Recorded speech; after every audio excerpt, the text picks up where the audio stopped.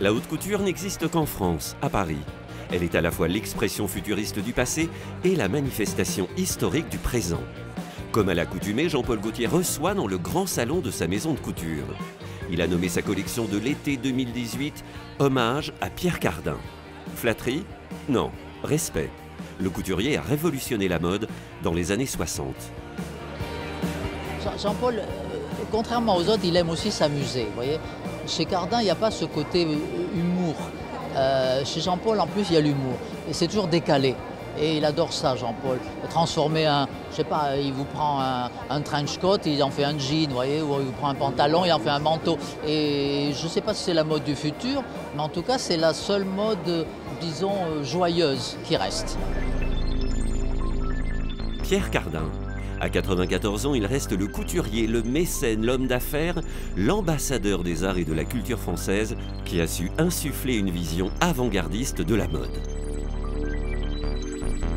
Le style Pierre Cardin, c'est quelque chose de très, c'était à la fois très futuriste, très aventuré, en même temps très pur et alors il était dans l'air du temps, c'est-à-dire à l'époque il y avait le cinétisme et tout, et donc des effets de noir et blanc assez extraordinaires, quoi. Des choses, voilà, c'était l'optical art et tout dans cette, voilà, il était, je pense, c'est ce qu'on doit être en fin de compte quand on fait de la mode, parce que la mode c'est quoi? C'est reflet de la société du moment. Donc lui il reflétait totalement l'esprit et la modernité de l'époque. En 1970, Jean-Paul Gaultier fête ses 18 ans. Armé de son courage et d'une pile de dessins, il se présente à Pierre Cardin qui l'engage sur le champ.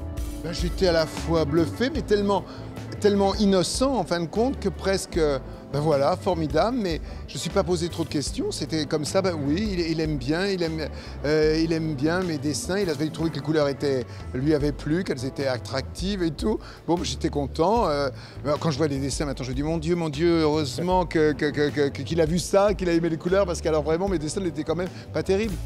Jean-Paul Gaultier est encore au lycée et il n'est pas ce qu'on appelle un bon élève. Il préfère l'enseignement de Maître Cardin.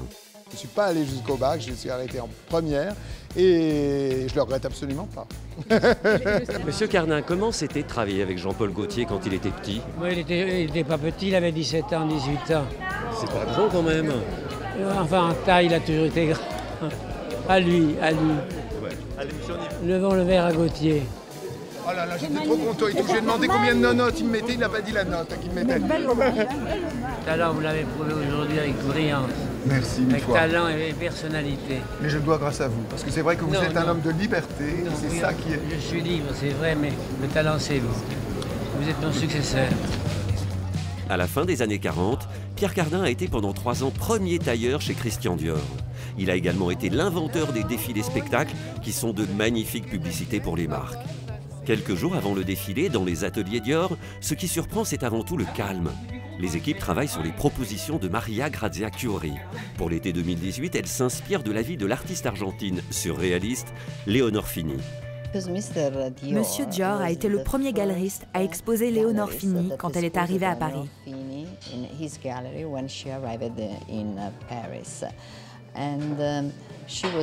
C'était une artiste incroyable, totalement originale pour l'époque.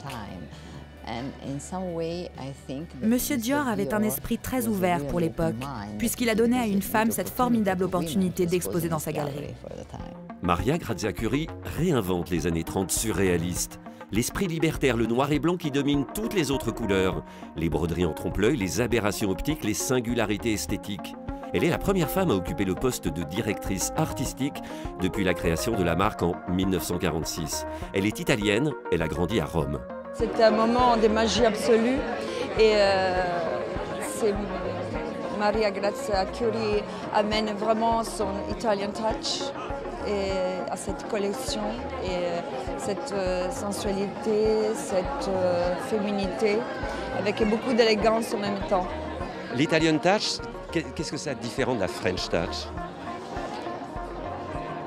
Mais disons qu'il y a un point de sensualité un peu dangereuse. La couture française est vraiment théâtrale, scénographique. La couture italienne est plus architecturée, J'ai tenté de mélanger ces deux éléments pour créer quelque chose qui fasse rêver, mais qui puisse également être porté. Quelques heures après le défilé, les invités se retrouvent dans le même lieu, transformé en salle de bal.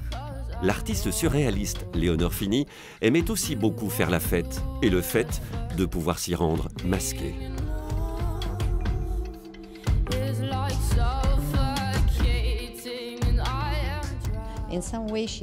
Elle affirmait que les masques n'ont pas pour fonction de cacher, mais de révéler quelque chose.